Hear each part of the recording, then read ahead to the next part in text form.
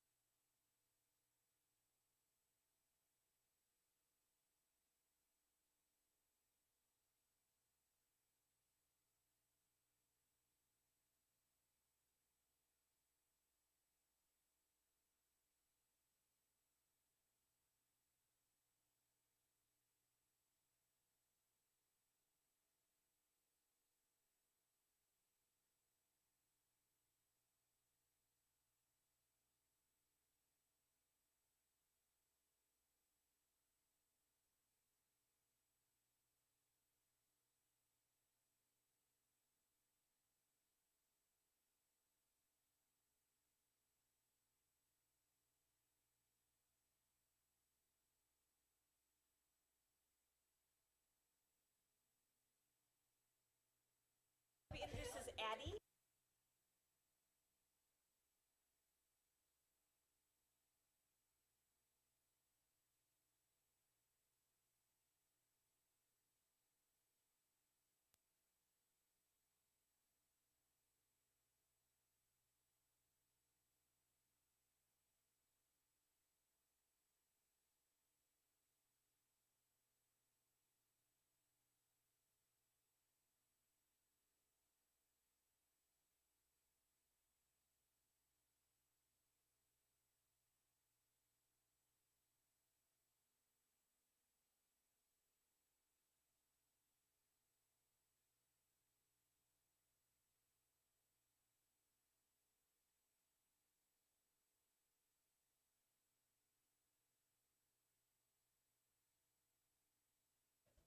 Okay, it is 6:33, so we will reconvene.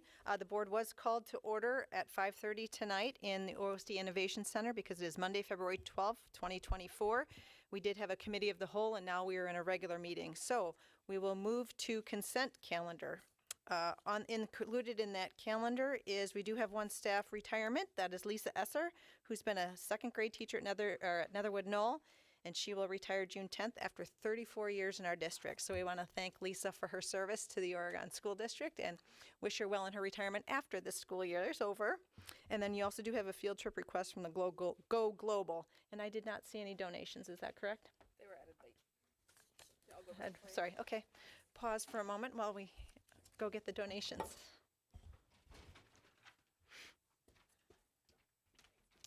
Thank you. Sorry about that. Okay, we have the following donations. $265 worth of winter gloves, mittens, and hats for students for use in the health office from the Brooklyn Mighty Mites. We have a $150 donation for Friends of FES Donation Anonymous. $500 from Fidelity Charitable for the Skarbarth classroom. $15 from Oleg Bondarev and Nelly Muratova for scholarship funds for the 7th grade Upham Woods field trip, and then $63.96 from the Oregon Athletic Boosters for the Skills USA hot dog reimbursement, and then $75 from the Boosters for the tennis machine reimbursement. All right, so with all of that, I will entertain a motion to approve the consent calendar. Is there a second? Second. Because Leslie's on the phone, I will ask Katie to read the roll. Dr. Lakuta? Yes. Mr. Pankratz? Yes. Ms. Bijak? Yes. Dr. Bush? Yes. Ms. Wright? Yes. Ms. Flanagan? Yes, motion carries 6-0. All right, moving on to C, information items. Do we have anyone here for public comment? Okay, one more time, anyone here for public comment? Okay, seeing no one, we'll move on to 2, OEA report. Is anyone here from the OEA for report? Okay, no report from the OEA, and then we will move on to student report, and Addie is here. Welcome, Addie. The floor is yours. Hi, I'm Addie Small. I'm a junior here at Oregon. I have a couple updates for you all, starting with our music department.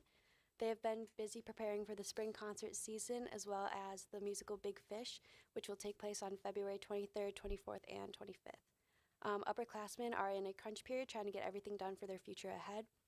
Juniors just had their ACT prep this past Tuesday, and the real ACT will be happening on April 9th. There will also be a career fair for students on March 14th.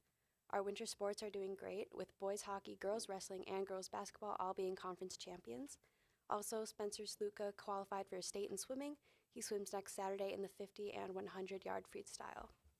Panther Vision received an award from the Wisconsin Broadcasters Association for their excellence in a student-produced newscast. They will be recognized at a ceremony at Lambeau Field on February 24th. Coming up next Friday, February 23rd, will be the last day for students to drop any classes if they so choose to do so. If they do so past the date, they will receive an F for the semester. Future Business Leaders of America just had regionals where Charlotte Swenson took 3rd place in accounting, and they will be heading to state in April. Skills USA and FCCLA are also preparing for their regional competitions, and the OHS Science Olympiad team competed with lots of medal winners over the past 2 weekends. This week is Bus Driver Appreciation Week, so we'd like to say thank you to them for all they do, and this Thursday is SRO Appreciation Day, so we'd also like to say thank you to Officer Shuey as well. Thank you. Great. Thank you so much, Addie. Okay, moving on to D, action items. We do not have any action items tonight, so moving right along to E, discussion items, which is committee reports. So the board, as I mentioned, did have a committee of the whole meeting before this meeting to talk about transportation as well as our food service program, and that's all in preparation for staffing reports and our budget discussions. So we'll continue those throughout the rest of the spring before the board meeting. So F, information items. We are into visioning and strategic planning, and then some teaching and learning updates and the superintendent's report. So I will turn it over to Dr. Bergstrom. Thank you, everyone. For the Visioning and Strategic Planning report, I would really just like to call attention to some of the things you're going to be hearing tonight, because we have a mid-year literacy and math data update from Mr. Tanner, as well as an update on our services related to what we provide students for mental health. And that is coming from Dr. Anderson this evening. And so those are both really significant parts of our annual goals and action plans, and they're clearly tied to Portrait of a Graduate as well as our mission and our values. So we have that. We have our priorities. I think you'll see those. As a matter of fact, Dr. Anderson has this outlined in her presentation to you, as well as our goals as a district. So we have our district's priorities, our goals that have measurements attached to them, and you'll see those throughout the presentations and the superintendent's report tonight, because you'll be able to see some really great things connected to academic achievement, learning readiness, and community partnerships. So now we're going to start with Dr. Anderson and the Student Services Mental Health Update.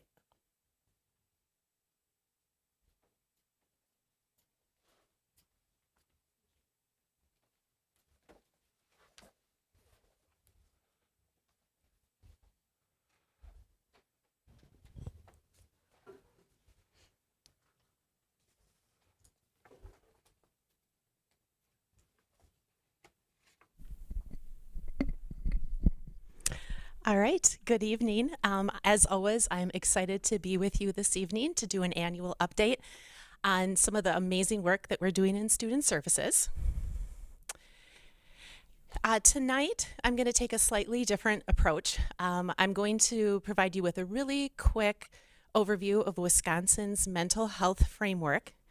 But most importantly, we're going to take a look at this update within the context of our district goals related to the theory of action that we developed as an administrative team last summer at the SAIL Academy. So we're going to take more of a narrow focus. I was telling Dr. Bergstrom the other day, I could literally be here all night telling you about all the amazing things that our student services staff is doing with all of our community partners. But in the interest of time, we're going to take a narrow focus related to our SAIL work, and then also talk about some next steps. So, as Dr. Bergstrom just shared, when we were thinking about this presentation, we are of course thinking about the district priorities, specifically thinking about emotional well-being of our students, and then really thinking about a safe, welcoming, equitable environment for students and staff. And the presentation tonight will really hone in on a lot of things that we're trying to do to support staff and increase their capacity. Last summer, right before sale, we identified 5 goal areas at the district level. And so this presentation will also really hone in on student readiness for learning. And I think it's really strategic that I'm going before Mr. Tanner in the academic mid-year update, because we really think about supporting students' mental health and well-being in service of their academic achievement and growth, because we know that if kids are struggling with their mental health or their emotional regulation, or they're not feeling connected to school, they're not going to reach their greatest capacity. So it's critical that we kind of see what's going on to help achieve those goals in a few minutes. I also noted on here, again, that we're really thinking about supporting our staff and increasing our staff's capacity, because they're doing such amazing work. And so that was a theme that you'll see tonight as well. Now, I know you can't read this because it's really small font, but you've seen this before with our principals earlier in the fall. This was the district theory of action that we developed to help us ensure that all students achieve proficiency and growth. And I made some bigger versions that relate to tonight so you can actually read it. We honed in student services, really focusing on 2 areas. One, we identified 3 high leverage strategies related to professional development, and I'm going to go deeper into those in a few minutes. And we also wanted to think about really being strategic with our use of Panorama, which is a social emotional survey that we give twice a year. You've heard about that before in the past, but trying to be more strategic about what we do with that data. So those are really the 2 big areas that I'm going to focus on tonight. But I do want to take a minute. You saw this slide last year, so if you're experiencing some deja vu, when we think about mental health, we want to think about it from a very proactive, positive lens. Everyone has mental health. So often in our society, we think about the stigma of mental health being a negative thing and there's a problem, but we're doing a lot across the district to make sure that proactively we're creating an environment and the support and lessons and learning for all students to be successful and build off the strengths so that they feel like they can be contributors. And when hard things happen, that they have the skills to cope with that. So that really undergirds a lot of the work that we're thinking about within student services. This is the graphic that I just referenced. Last year at this presentation, you got your own souvenir copy of this, and we went through each of the 6 areas. We went in depth about what each one is, and then I gave you a number of examples from each area. Tonight, because we really want to be strategic about the theory of action, we're going to hone in on just 3 areas, and I picked the ones that I felt like were most relevant to this year's goal work. Know that there is so very much going on. This is just a highlighted emphasis. So we're going to start with sustainability. And when we're talking about sustainability, we're thinking about what can we do to create and sustain the work as our students' needs change, as our staff changes. And I want to give you one example. You actually, as a board, helped to increase our sustainability earlier in the year when you adopted Policy 723. That was the telehealth policy and the policy for outside providers. And you helped the system be more sustainable by helping us develop a process that staff across the district can use and bring in our outside providers. And so that's an example of a policy that would help with sustainability. Tonight, though, I really want to focus on staff training and retention, because that has been a huge lift within our student services team this year. I really believe in increasing the capacity of staff. And so the model that we've really used for our professional development has been a train the trainer model. Yes, we can certainly hire an outside person to swoop in and train teachers and then leave. But if we train our own staff to be the trainers of trainers, we're increasing our own internal capacity because our staff has so much to offer and learn from each other.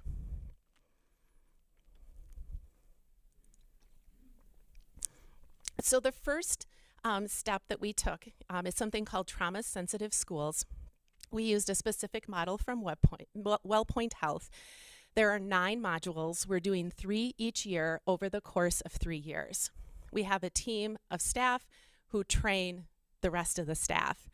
In this first year, our goal is to train certified staff in all the buildings and all of our paraprofessionals. And so the photos that you see here, the top 2 are from paraprofessional training, and the bottom photo is from our 4K staff. So we're also working with our 4K sites. This first year, we're looking at what is trauma, the prevalence of trauma, and the impact that trauma has on our learners. Because we've all experienced trauma. A very high percentage of our population has experienced trauma, but trauma does not impact everyone's ability to function, but it does impact a lot of our students. So we're starting with a just general awareness and getting sort of that like mind shift of thinking about instead of like what's wrong with you, what's happened to you, and just this awareness that many of our students have experienced trauma. So that's the Cliff Note edition. In the next 2 years, we'll continue on with that training, so it continues to be part of our learning. So this was our most universal training for this year. A smaller group has been working on restorative practices. Again, we have 8 staff members who went through the Train the Trainer framework. Our goal this year is to train all of our student services staff and our administrative team. And I want to talk a little bit about what restorative practices are, because sometimes the term is misunderstood. When we're talking about restorative practices, we're talking about building a community where people can make connections and build relationships. And you think about solving problems and doing the work with each other, not for or to each other. Using circles is certainly one of those strategies that we see across the district. And we will have an implementation in the upcoming years. There's a lot that our staff are already doing that would be considered restorative practices, but we're trying to build a common language and a common understanding across our systems. Restorative justice, which is a term sometimes people use interchangeably, is a different term, and that's really focusing on when harm has been done. We're not there yet, but we have to build a foundation of strong relationships so that students feel safe in their learning environment.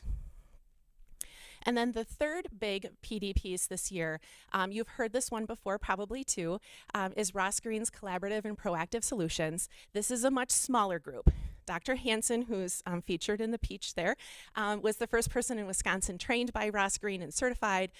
Using Kids Get Ahead grant funds, we've been funding part of her salary to work with small groups of building administrators and student services staff and some of our special education teachers to work with some of our students who challenge us the most. And it's a framework that thinks about kids have lagging skills and helping them solve problems and give voice and give input helps to solve some of the challenges that they're encountering in our schools. This is also a restorative practice, and it's a trauma-sensitive schools practice. So we're making sure that all of our strategies work together and philosophically are aligned. Now, I have 2 more things I want to tell you about, even though they weren't on the theory of action, but I think they're really important. There we go.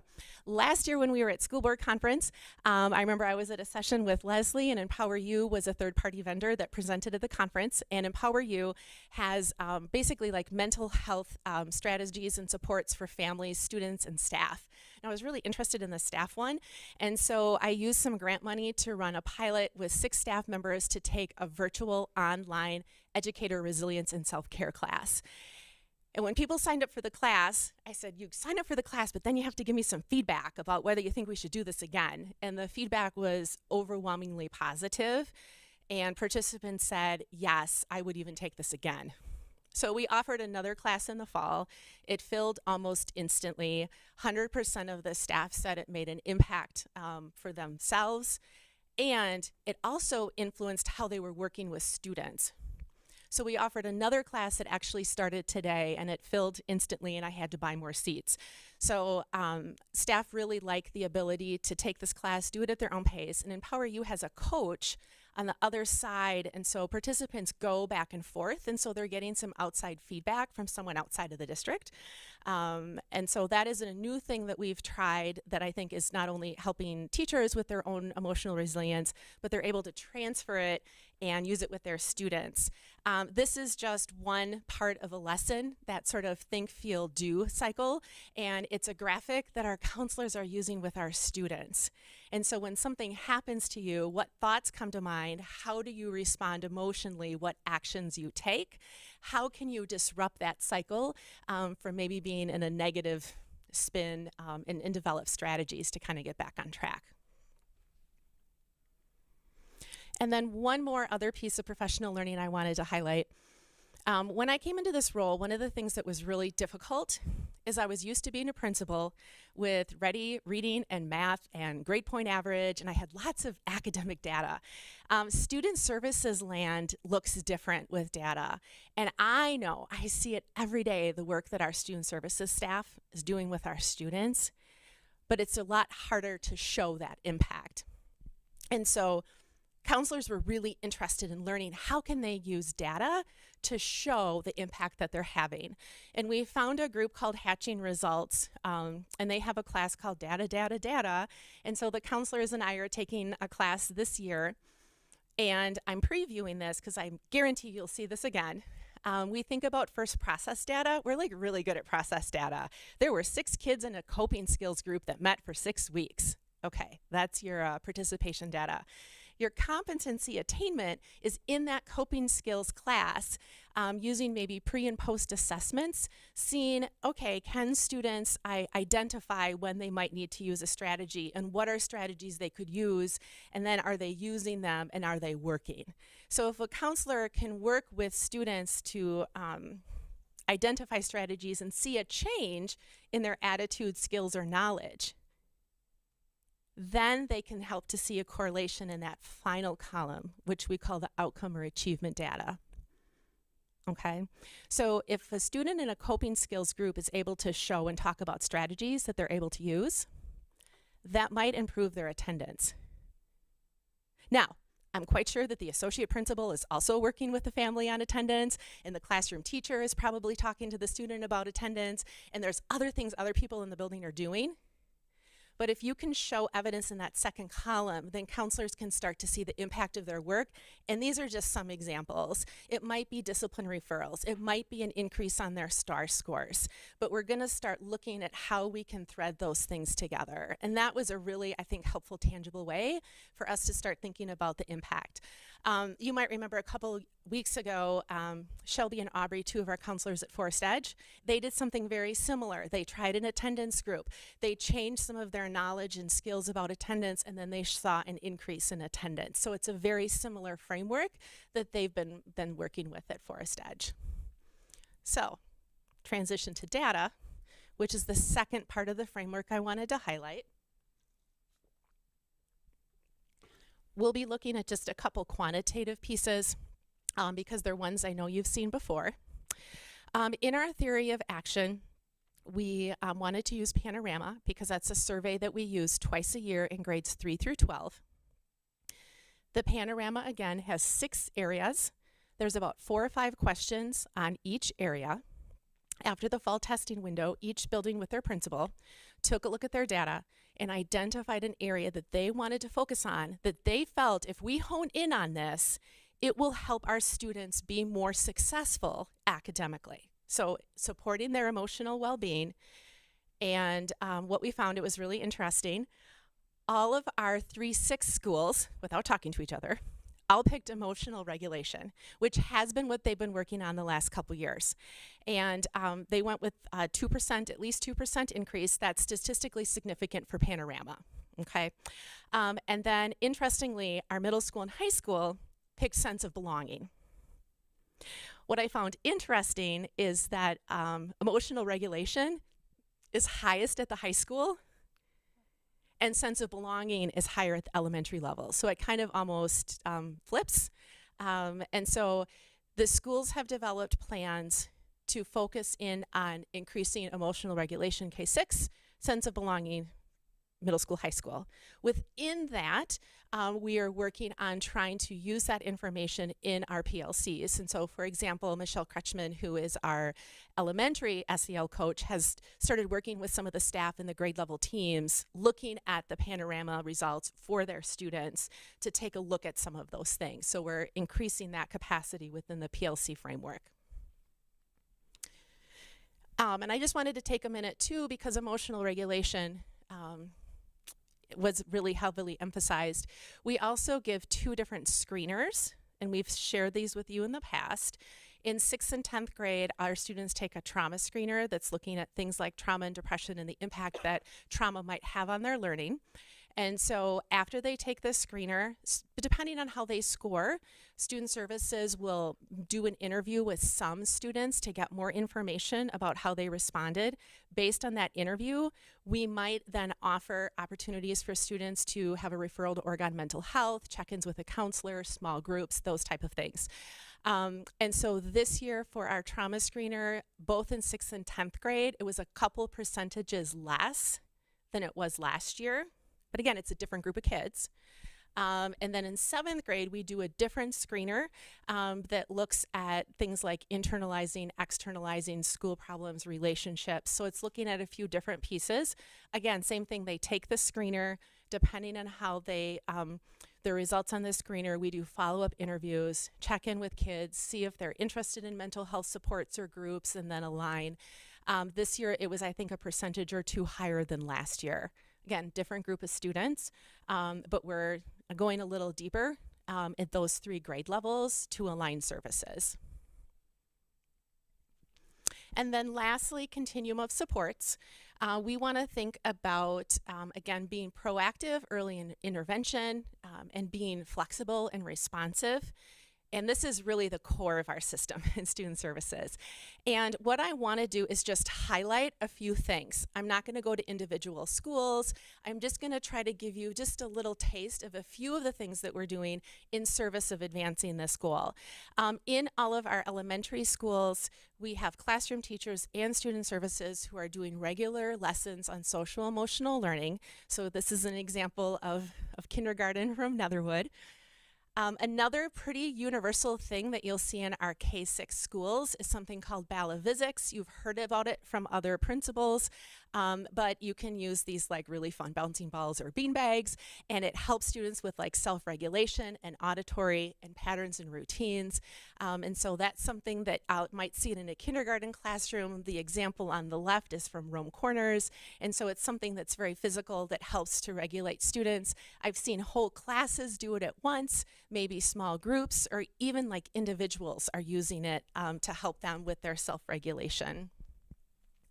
But then what you're also going to see is that each school makes meaning of this with their own teams for their own schools. And that's where I think is really cool. This is, you might have seen this one featured on social media a couple weeks ago, but every Monday morning at Prairie View, the counselor Nicole Canfield leads a mindful minute. I was there this morning, actually, and she gets on the PA and they did a grounding activity. And it was just a really nice way to get kids centered at the beginning of a day. And then 4th grade leaders read the rest of the announcements. So there's some student leadership within this piece. And if you're at Forest Edge, get ready because we have the Coping Skills March Madness bracket. And so the counselors there, this is hanging up in the hallway, they have all these different coping strategies that you could use for self-regulation.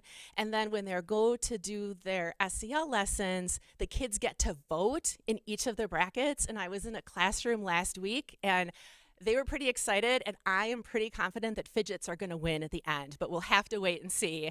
But again, it's normalizing it. Kids start talking, I'd rather go for a walk, you know, and so they're just thinking about different ways, different strategies, making it just kind of just every day, which I think is awesome. When we move into the secondary level, I think across the district you would see a lot of circles. And the idea with the circle is that it's equity of voice. Everybody has a voice. Everybody's voice matters. And building that community, again, remember that's what the middle school and the high school are focusing on, I think becomes really critical as a normal practice. At the high school, I wanted to highlight a couple things that maybe weren't quite so visible. I love it when our students speak about what's going on at the high school, and Dr. Bergstrom always shares just all these amazing things that the high school is doing to create that sense of belonging. Some of you I know have had juniors, so we offer a junior conference to all of our juniors. That's about 45 minutes. Parents are invited. I have 2 Oregon grads, so it's been a few years since I had a junior conference. I observed one a couple weeks ago, and I was really blown away at how many more resources and more options the department has systematized, for access for what happens after high school. Whether your child wants to go into the military or into the workforce or into something at Madison College or a 4-year, it's really driven by what their goals are. And I think students feel really seen in that process and creating that sense of belonging of how they're going to finish out their high school career and set goals to move forward. And most schools don't do this. And think about it, each counselor is spending about 45 minutes to an hour with each junior. Like, I think that's pretty impressive that we're doing that. And then one last thing that I wanted to highlight from the high school, because this board was supportive in staffing of making those neighborhoods a few years ago to create that sense of belonging. I think it's really easy to get lost in a high school. And our team has done a really nice job. These NEST teams meet every week.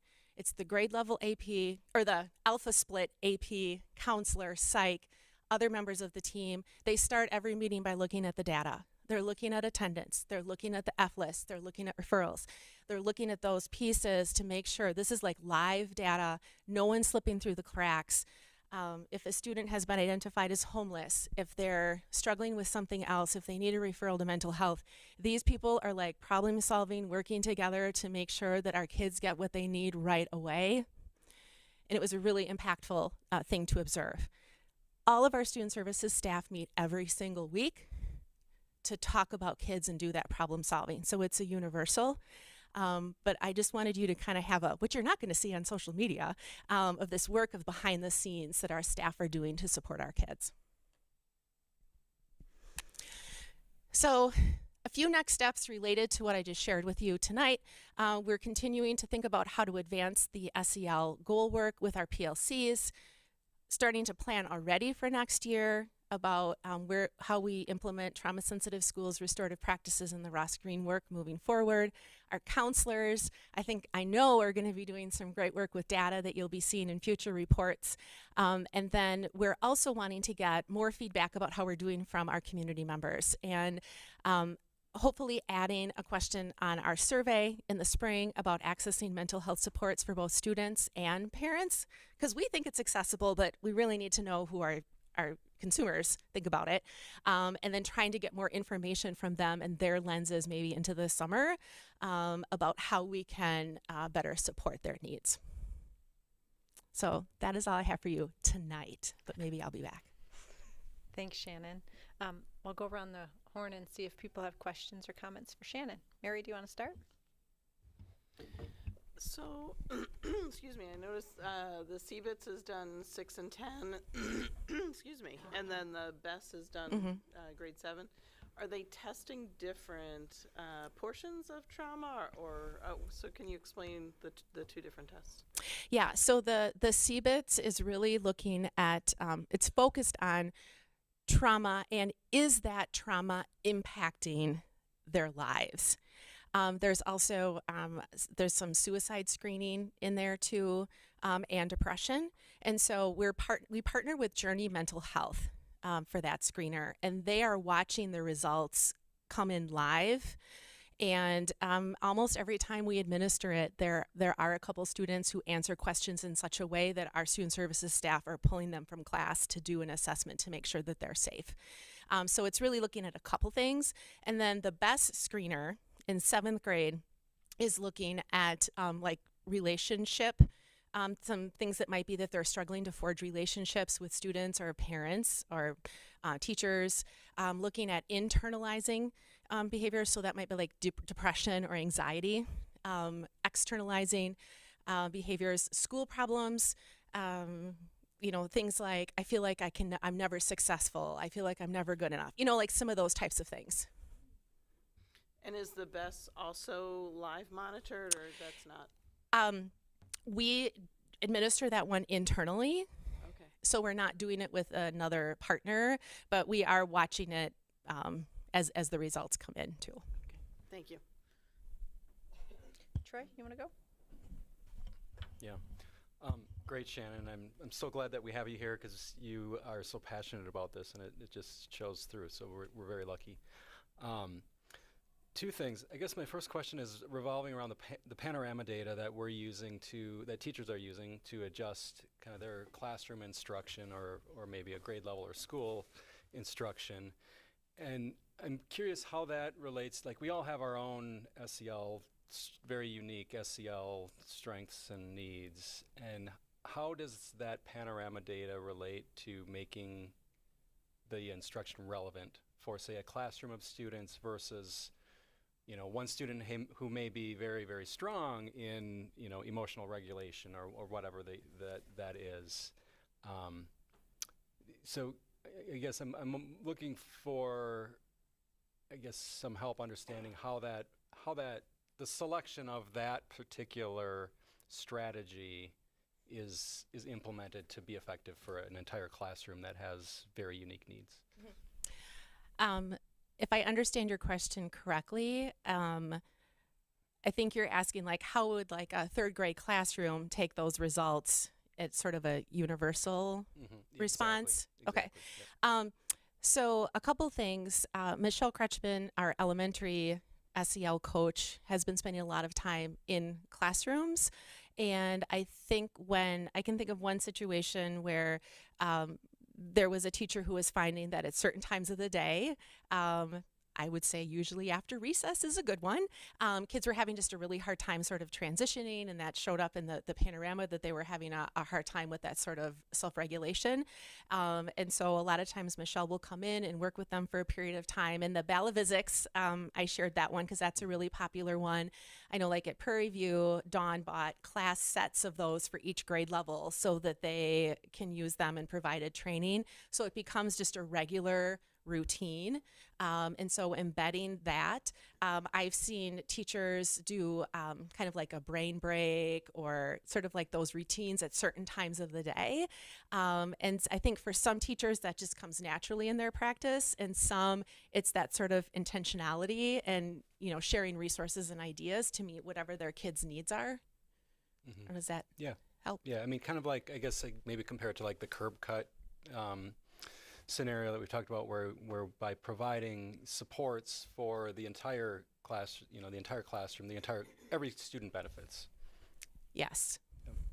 Okay. And then my next question is, I know we've been very successful lately with receiving grants. It seems like every few weeks, Dr. Bergstrom gives us an update of a new grant that you wrote and won for the district. And so I just wonder, like, how we're using that money, and does, you know, that we run the risk of that money running out, right? And how reliant are we on those grants, and how are we choosing the items that we're using those grants for selectively so that we don't run into a fiscal cliff?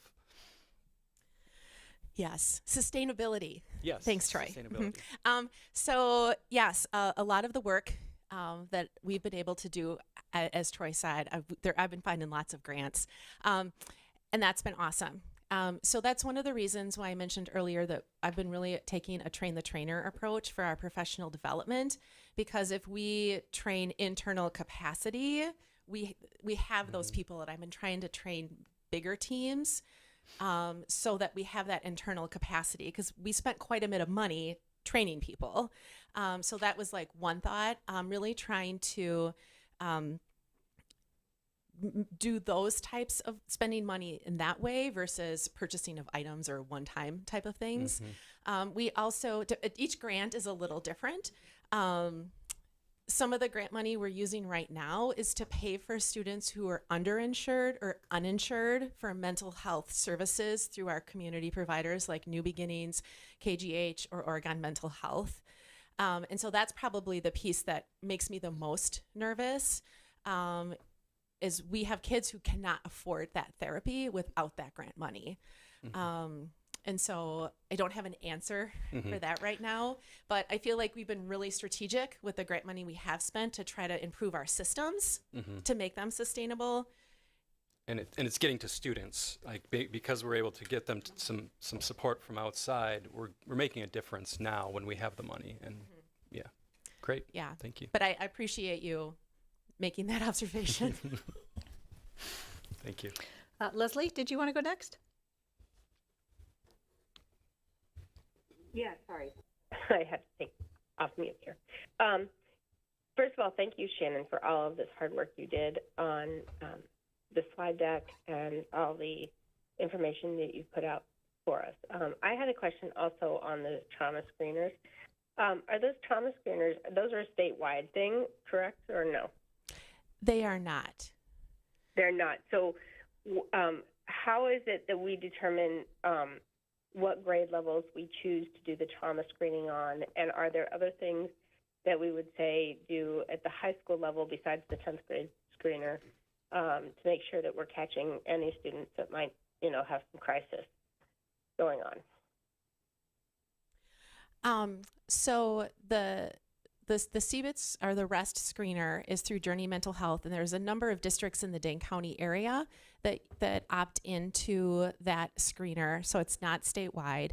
I believe, and I might need to rely on Dr. Bergstrom, who was helping to lead this work before I came into the position. We started with 6th grade and then added 10th grade to get another touch point at a different point in time.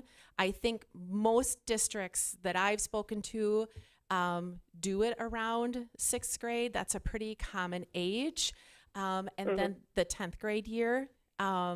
But what else would you like to add, Dr. Well, Bergstrom? I'll add the 7th grade piece was a recommendation that came out of the Mental Health Committee several years ago, and it was connected to increased allocation at the middle school in the counseling as a counselor, so that we not only could implement the screener, but also ensure that there was a position to meet the needs of the students after they had been identified. Okay, great. And then I had one other question, and I'm sorry, I'm trying to find the neighborhood team that you talked about for at the high school. Is that utilized at the other schools as well? So at the middle school, they're divided up in 2 teams at each grade level, 7O, 7M, 8O, 8M. And so it's very similar. Student services and administration meet with those teams each week. So it's very similar. And then each elementary school does it slightly different. They have weekly student services meetings where they certainly discuss students, but then they also, generally speaking, again, it's a little different at each site, but they have days set where teachers can do a referral and do some problem solving and develop a support plan for students. So it is a system that we have across the district, though it looks slightly different at each age, but the support and concept's the same. Seems like a wonderful way to help catch problems before they blossom into larger things. Anything else, Leslie? No, thank you. All right, thanks. All right, Caleb. I wasn't expecting you to go to me. I'm not prepared. Yeah, again, I would just like to reiterate what people have said already. Thanking you for your enthusiasm and hard work. It definitely shows. I guess I have a couple questions. One's kind of more theoretical, or I don't know if it's something you can actually answer or not, but it came up, one's that question and then one's a data related question.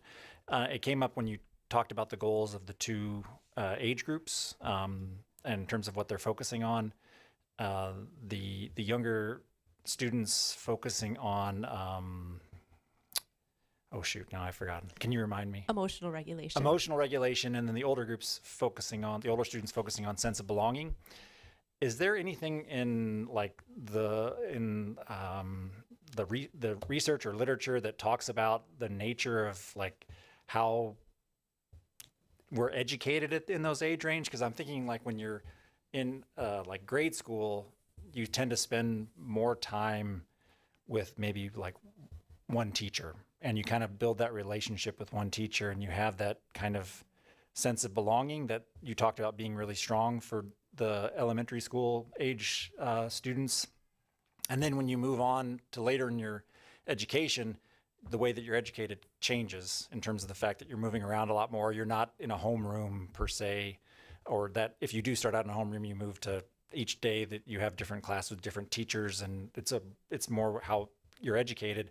And also, I wonder too if there's something with kind of the emotional and psychological development that happens as children age into young adults.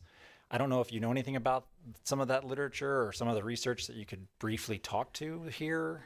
I probably can't cite anyone off the top of my head, but generally speaking, it's exactly what you said. It's looking at that adolescent development, especially in those middle school years, that the development and that shift in focus of peer groups and wanting to belong becomes so much more developmentally critical than probably at elementary school.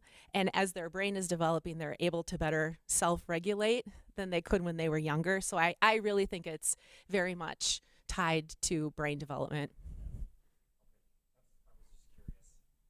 Yeah. I had some of the same thoughts. Yeah. So yeah, go ahead. And I also think it, when you think about it, they're in their elementary schools for 5, 6, or 7 years. They're at the RCI for 2, middle school for 2, and then they go to high school, which is a really big school. So I think that's just part of the secondary transition piece too. So it's a structural element. And then my data question, which relates to those questions, my first question, you said that the measure that they're looking at is 2% improvement, right? You said that was statistically significant. Do you know like what level of statistical significance that is? I mean, is it really high? Is it like, because what I guess what I'm getting at is, meeting or exceeding 2% would be great, but if they don't meet 2%, like, is it that much of a, like, is it still, I mean, it's still improvement, but if you don't meet the 2% threshold, are we talking at like at a 0.01 significance or a 0.001? I'm sorry, I'm getting in kind of like the weeds of statistics. I'd like to here. remind you, my dissertation was qualitative data, not quantitative. But the panorama will say 1%. Setting a 1% goal is a robust goal. So we're overachievers. We went for 2. So, and again, like, it's difficult because this is like one data point, one day in time, and in May when they take this. And so we also look at other things, like you can look at office referrals, you can look at, other pieces. So even though if a student might not show growth on Panorama, we have other pieces to show that there are other things going better in school too. So I did not answer your question, but No, that's all right. I didn't know I was just curious because I always wonder, when you set a goal like that and then like, oh, we didn't meet the goal. Well, if you still showed improvement, is that still a measurable level of improvement, even if it's maybe not right. the 2% threshold, like, because what level of statistical significance is that? And then it's a very quick follow-up question. That is being measured this year, so that we'll have the first year of data at the end of this academic year? We've been using Panorama since around the pandemic, and so we have a data set there. We do it in end of September, early October, and then in May. The other thing I would say too, if you remember the counseling data table, Panorama is that middle column, like my attitudes, beliefs, knowledge, how I feel about things. And so we can use that, and even if Panorama might go down or not grow, if attendance is going up, if Star and Forward is going up, it can still, do you know what I'm saying? So like it's self-reported. And so sometimes students will say like, I'm great at self-regulation, and the teacher might have a different opinion based on what they see because it's self-reported. So we have to think about that too. Okay, thanks. Anna. Just first of all, wow. This was such great information. The things that you're managing in your department are tremendous, and it's awesome. So thank you. Because the department's tremendous. Yes, we have a tremendous department, exactly. One of the things that I am super excited to hear about is the Empower You Educator Resilience and Self-Care class that you mentioned. Can you, how many people participated in that this first round? Mm-hmm. Did you say? We had 6 take it in the spring, 10 take it in the fall. I had planned on 10 starting the class today, but I bought 10 more licenses and they filled. So we had 20 people start today, and it's a 6-week class. There's, I think, maybe 15 or 16 lessons, and it's asynchronous. And like I said, they get feedback from their coach back and forth. They set like a personal goal. It's like just a really nice cross section of a lot of strategies. And like I said, our counselors are teaching the same thing with our students. Yeah, that's amazing. It's really, lovely. really awesome. I mean, one of the things, and I'm kind of coming from the Professional Sustainability Task Force lens, kind of in my comments here, but one of the things that is an issue is handling behaviors in the classroom and managing those classroom environments, and to understand and equip teachers with the ability to be resilient and understand how to manage that, and then to continue to bring that into the classroom and help kids understand those same strategies is amazing. The other thing I'm really impressed by is the 3 highlights you brought up regarding the professional development training that's being offered. And again, we've been talking about this, that professional sustainability is all of these supports that we have in place in service of our students and our kids, but it's helping our teachers and our staff feel supported to be able to offer the highest level quality education and academic that they can. And I keep talking about this. We need to develop a multi-level systems of support for our teachers, like that same thing that we talk about on how our students have these supports for their learning. They have it for their social emotional learning, mental health. We have that same thing built in for our educators. And these are just more tools that are helping our educators be the best educator they can be in that classroom, offering the best services to our kids because they feel supported and empowered to be that best teacher in that classroom. So it's just awesome. It's really amazing. And thank you for all of the awesome work. I have one last question, and that is related to the next step that you talk about with PLC implementation at each school.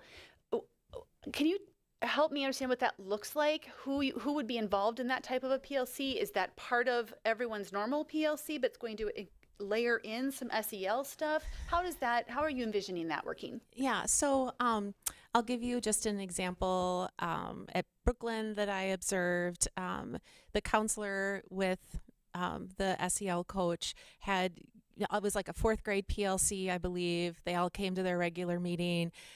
Each teacher got their panorama results for all the students in their class. And then, like with any other data protocol, there are some just general questions about, like, what do you notice? What do you wonder? I can remember the exact questions. So it's really looking at that data source and then thinking about the whole child. And it was really interesting. The teachers were very into it. And like, oh, I'm really surprised by this, or this makes sense, or I wonder about this. And so I think it's, just like when we look at reading results or something else, it's just creating a culture of looking at that piece, if that makes sense. And then depending on the school too, like parts of the panorama do not break it out by student. So like school safety just looks at universal, and you can disaggregate it by gender, and different things. That's where we score the highest across the whole district, is school safety, by the way. So no one ever picks that as a goal, which is good, right? But it if your school sense of school safety drops significantly, then that might be a discussion with your whole school. But it's actually reaffirming that our kids are very high with the national norm of sense of safety in our schools. So you can look at it from a school lens or like a classroom lens as well. I just have a observation question. So as we looked at as you presented the data about kids that are in a high risk category, an elevated risk, or normal risk, and so it seems to me to be about the 80-20 rule. So 80% of our kids are tending to be in kind of a normal risk, and 20%. Is that consistent? I mean, I was looking at the grade 7. Does that tend to be consistent? How much variation is there by? Yeah, I would say it varies within a couple percentages. Okay. The last couple of years when I looked back, okay, I would say it's not a huge shift. Okay. This up, down. But like this year's 7th grade group, BESS was up from last year, and they were higher last year on CBETS. Do you see what I'm saying? Yeah. When they were in 6th grade? Yeah. So this cohort, I would say, so far looks like they have some greater needs than the sixth grade cohort. As we continue to think more about data, I'm really interested in trying to do more cohort tracking because we have students separated into different elementary schools and then they converge together and then they converge together. So I'm really interested in looking at more longitudinal. It's exactly where I was going, Shannon. Okay, excellent. That's great because I guess my comment before that is, so if you look at classes of 285 to 300 kids, 1 in 4 and 1 in 5 of our children are in an elevated risk or high risk category. So that explains why we're spending so much money and time and resources on this, that a lot of our kids are needing these sorts of services. And so that's really just a realization of why we're investing so many resources. Then where I was going longitudinally, that in terms of looking at kids over time, but then my real question is, I have a son who's a senior who's been with us, the district, where he learned early on emotional regulation, where an older daughter probably didn't have all those skills younger. And so I guess what I'm getting at is, are we seeing results of kids that are learning emotional regulation earlier, and is that benefiting them longitudinally as they go through school where they've got a baseline, and so that we're adding on skills? And at what point in time, or is there a point in time where we should start seeing the results of kids having had that skill set learning or growth mindset earlier and longer? So anecdotally, I noticed toward the end of my principalship, when I would be working with students, they would come into my office and be like, Dr. Anderson, I'm in the red zone, right? So I heard language that we did not teach yet, because we knew it was coming from the elementary schools. And so anecdotally, I've heard that from student services. I mean, the kids have the language, they have the self-awareness.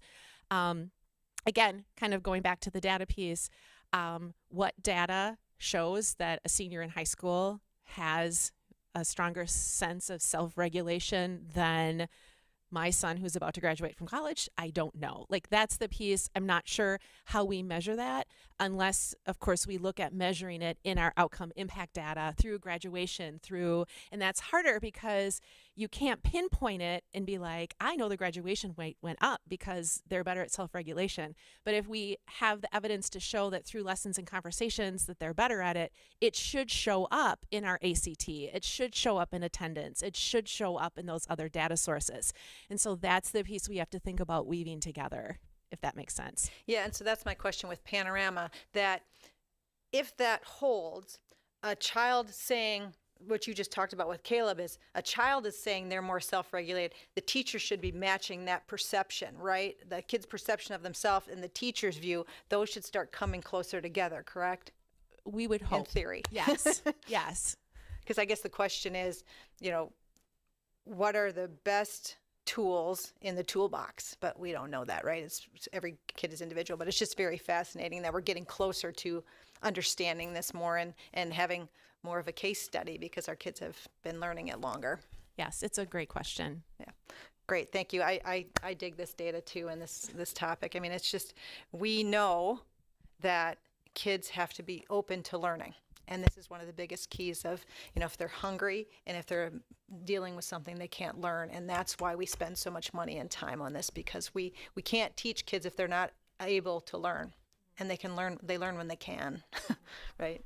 And I just would close with a note of gratitude, both for you and the board members before you, because I feel very grateful to work in a district that has been so incredibly supportive of mental health, and the student services team knows your support and your value and philosophy of that. And I think that's one reason why we've been able to attract and retain a really strong veteran staff, is because they know that you all believe in that core value. So thank you for your support.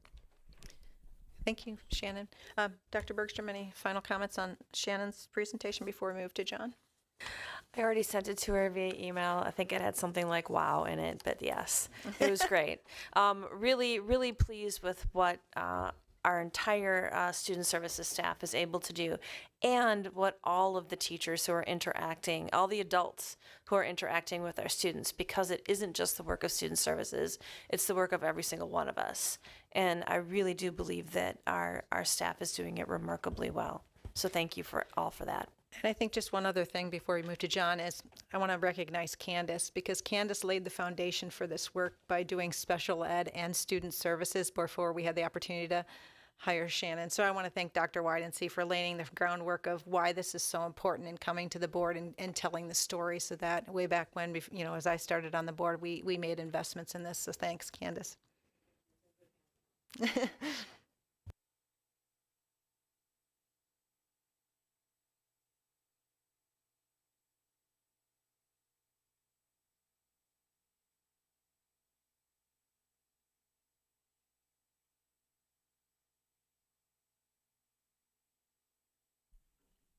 All right, Mr. Tanner, the floor is yours. All right.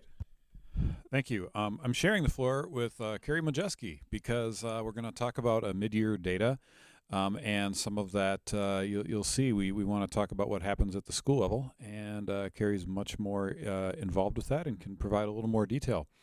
And thanks to her for helping me out with this and working on this yesterday during the Super Bowl. So this is a mid-year student achievement data update, and the reason we're doing this is partially just to keep you updated. And it's, typically in the past we've done goals, sometime in anywhere from August to like October, and then we've done an end of the year, hey, how did it go? And what we've learned through the SAIL framework is that we need to have more frequent checks of progress and make adjustments all along the way. So this is one of those. This comes naturally after the end of our winter data window. So we have a data window that closed on February 2nd. And so basically it's about 4 weeks prior to the 3-4 weeks prior to that, where we do, should we drive? There we go. Where we do the data, we assess during that time. So we part of that is because it's normed. And so like for the STAR assessment that we use, usually 3 times a year, depending on grade level, there's a fall window, a winter window, and a spring window, and so we have to do it during some of those times in order to have the valid growth measurements and things like that. And so we basically do it then, and so that closed on February 2nd. And so the schools had enough time to start to generate their data, pull it out. And so last week I pulled those school scores together to give you a very high level overview of what it looks like. So obviously, this is a summary of all the schools together. Well, basically, it's K-8. The high school has different measures, and the only they do some STAR, but we don't do it quite the same way. And this year, we were off on the timing a little bit. So this is mainly K-8. So the goal, again, to remember, so there's proficiency goals and growth goals. And so first, we're talking about proficiency, and the goal, which is admittedly not a realistic goal, but it is sort of a very highly, it's the goal we really want in our hearts, is for 100% of kids to be proficient at grade level standards by the end of the year. And we really want a lot of them to go far beyond that and get to mastery, not just proficiency. So proficiency is like the minimum bar, and we really want to go beyond that, but we know that we want that for everybody to be proficient. So the way that proficiency is defined is a student's either reading or math score at or above the 40th percentile according to STAR assessments. There are reasons behind that we talked about in the fall. And we also, one of the things we've done this year, we kind of get closer every year to being exactly aligned between all schools. And so this was a major step to pick the same one and be sure we're measuring it the same way. So in essence, when you look at the reading proficiency on here, the fall score was 62% of students were proficient, and now the winter score is 70%. In math, it's similar. Fall was 78% and winter is 88%. Another thing to notice is that the scale for that proficiency, it's not the same point. Like as the year goes on, your proficiency level is higher. And so like if you take because obviously you should be higher at the end of the year. So it's not just that it's 1 point and you have to get past it. It's like that point keeps rising up throughout the year as well. So that's an important thing to think of. But obviously, we want everybody to be proficient, and we're making some progress in that area in both of these categories, which are the two that we identified for our goals. So growth is the other area. And so by the end of the year, we want all learners to show at least 1 year's growth. And if you recall, we identified a minimum growth goal for all students, which was to have greater than 35 on their SGP, their student growth percentile, as measured by STAR. But for learners who are below proficiency at the beginning of the year, we say we're holding them because we need them to grow faster to catch up, basically. So we say we would like them, their goal for growth is greater. It's a greater than 50% SGP as measured by STAR, or for students who have an individual education plan to meet the goals that are specified in that. So for students who need accommodations for things, we're going to rely on the IEP goals as well. So right now, for our winter window, the students who are meeting their reading SGP goal, there's 67% of students are doing that. And then for their math SGP goal, it's 66% of students. So that's basically where we're at with those two growth goals. And then the question is, what are we going to do from here? So we know that data. And so I kind of broke this down into 3 levels: the district level, the school level, and the teacher level. So I'm going to start with the district level. So what we do here at the district level first is what I just showed you. We aggregated all that school data to form a district snapshot. So we have a really broad idea of where we are, and that gives us an idea of what to focus on and allows us to report it to you in a way that's a little bit more understandable. We also, right now, because we're in the midst of some really significant curriculum adoptions, this is a place where we're going to continue to monitor that curriculum implementation. So you may not see much that's applying to that in those aggregate scores, but as we get, the stuff that we see that went into that can tell us some things, because it's broken down by content area, by grade level, by school.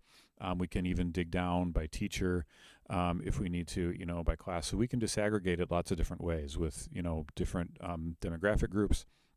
And so that's something that we do looking at that curriculum adoption because, as you recall, doing these curriculum adoptions was one of the really strategic things that we took, or actions that we took in order to increase the proficiency and achievement for students. The next thing we do is looking at that as we monitor the curriculum implementation. We're providing professional development in the needed areas. So throughout the year, we've adjusted some of the professional development plans, both in the K-5 ELA and in the grades 6 through 8 math. And we continue to do that, and not necessarily just at those high levels too, because we've had some people who said, oh, we really noticed this. And sometimes the STAR data doesn't necessarily tell us that, which is why we have additional tools. So we're not just looking at STAR. There's all sorts of things too that teachers are using in their classrooms. We're using the Delta Math Screener now, which goes much more in-depth into discrete skill areas. And so that's sort of a supplement that we have. So additional data there, which I'm not sharing because it's not really the point to measure that. It's much more of like a screener and gets to the diagnostic level where we can actually see, oh, look, we have a pattern here. So we provide the additional professional development either at a really high level or targeted based on the data that we see for specific groups. We also try to support principals as needed. And that takes a lot of different forms, but I mean, we're here to support the principals, who are here to support the teachers, who are here to support the students. So it's a way that we try to, provide that and shore that up in whatever manner that looks like. When we move to the school level, I'm going to start and then turn it over to Carrie. So what happens basically at the school level is in most cases, it's either the principals or the coaches prepare data for each grade level team. And then they meet with that grade level team. And one of our goals this year was to include more specialists. So special ed teachers, advanced learning teachers, therapists, those kind of things.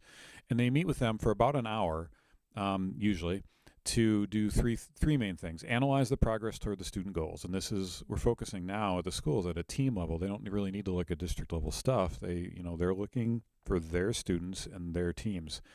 And they identify individual students who might require some extra support or extra enrichment. Because if they need support, if there's some lagging things, they want to provide that. Or the enrichment. if there's students who already know everything, we still want them to grow, so we need to provide that opportunity as well. And then this takes the form of providing appropriate either interventions or extensions.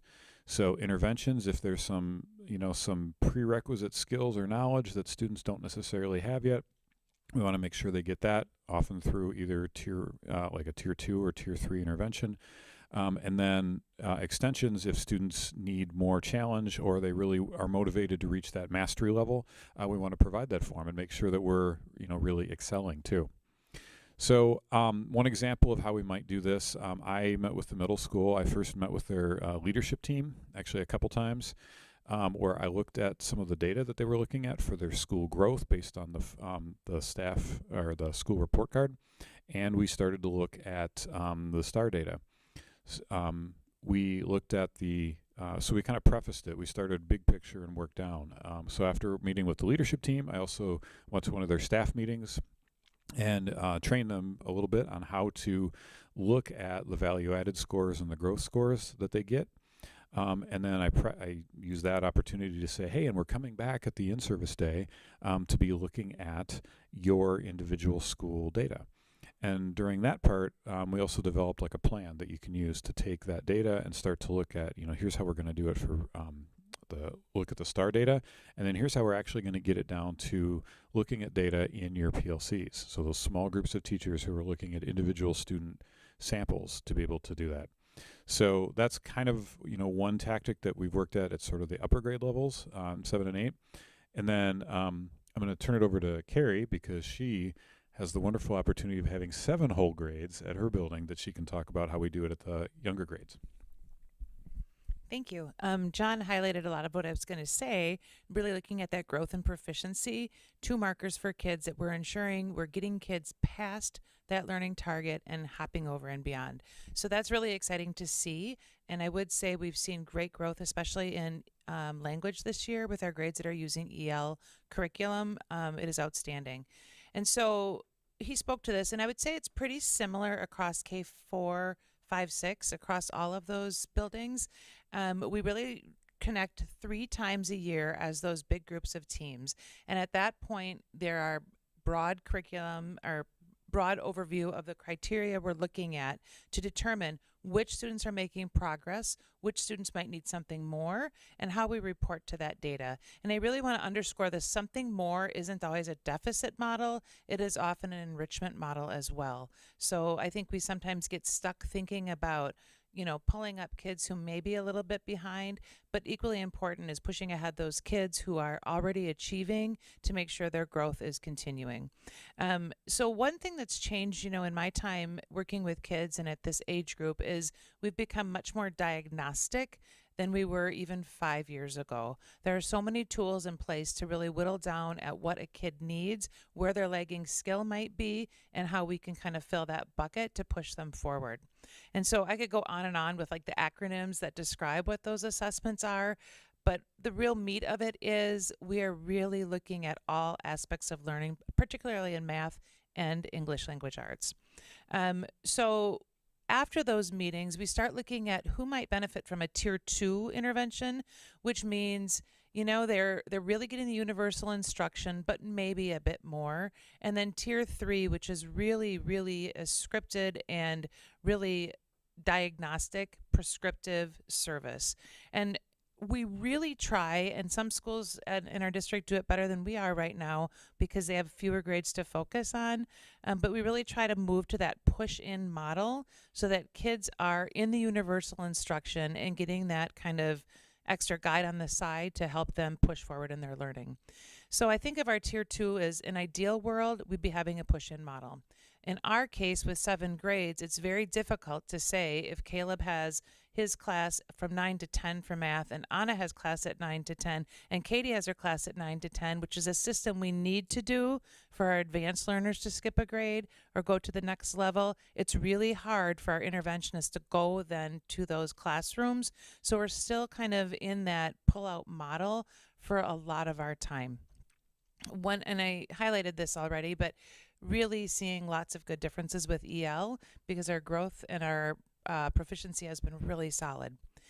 So after those meetings, we start going through who are the kids, sorting and resorting of that are needing some services and supports, and how do we best do that based on the recipe we have, based on what the kids have demonstrated for us, and how do we push in or pull out to provide that instruction. Many kids receive a replacement, if you will, or an alternative program to make sure we're following with fidelity to fill those gaps for kids.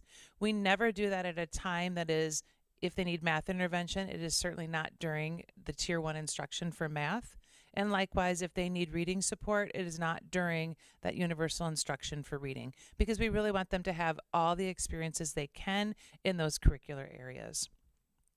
And so we really take all of that data, we look at all of our kids, we see who's growing, who's maybe stagnant, and then we make our plan to move on. And I would say with confidence that is happening at Netherwood, Rome Corners, Prairie View, etc., because we're all kind of doing the same work for kids. One other thing I'll mention about like PLCs is that that's really where the rubber hits the road, because that happens more frequently. So these are big overviews, and so when it gets down to that professional learning community that teachers meet in regularly, like weekly. So this is not the 3 times a year. This is we meet regularly.